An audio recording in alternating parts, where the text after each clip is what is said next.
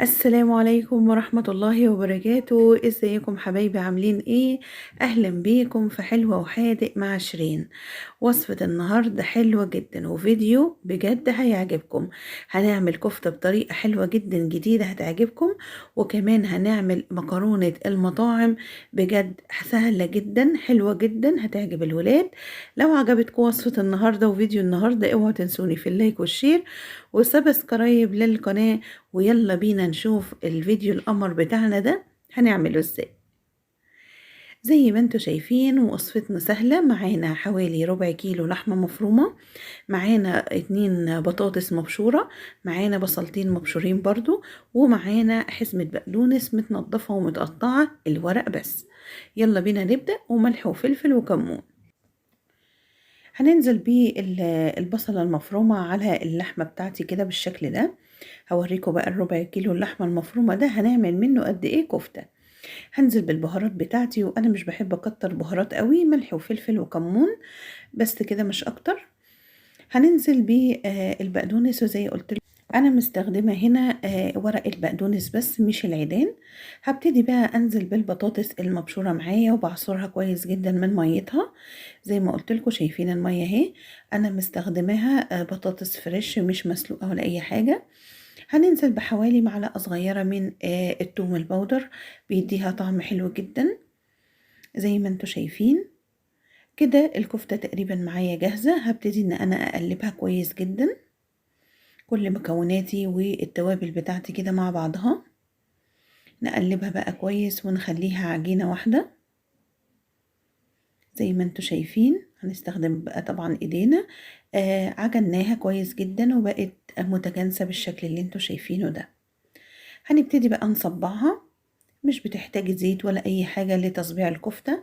حابة بقى تعمليها بالشكل ده، حابة تعمليها دواير، حب الشكل اللي انت حباه وولادك حابينه اعمليه. زي ما انتوا شايفين ما شاء الله اللهم بارك. الربع كيلو اللحمة عمل لي كمية حلوة جدا وسهلة وبسيطة ومفيدة. زي ما انتوا شايفين بقى هنعمل كفر كده للكفتة بتاعتنا، هنحطها في الدقيق، ومعايا 2 بيض عليهم فلفل اسود طبعا اللي ضربهم مع بعض كويس جدا. هنبتدي ننزل بالكفتة بتاعتنا في الدقيق وبعد كده البيض، وبعد كده هنزل في البقسماط. انا حاطه برضو يعني ربع معلقة بابريكا كده على البيض. هنبتدي بقى نغلفها كويس جدا زي ما انتوا شايفين كده. شايفين؟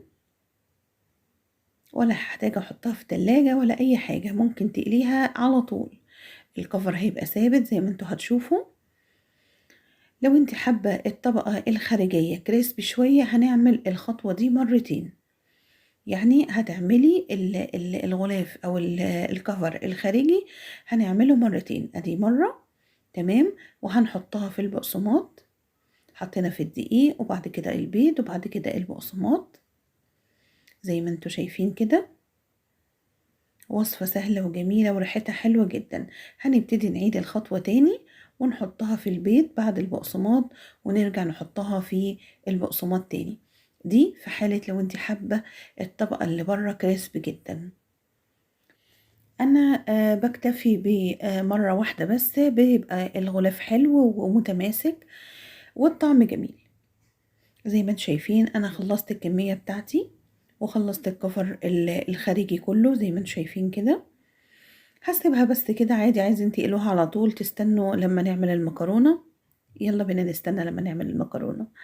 معايا حوالي ربع كوباية زيت ومعاهم بصلاية كده دبلناها ونزلنا عليها بطماطم متقطعة. عايزة اقول لكم دي وصفة مطاعم يا جماعة بجد. كل ما نروح مطعم ناكل مكرونة، انا مش عارفة الطعم ده مش ليه في البيت. هقول لكم انا بقى السر. ده السر.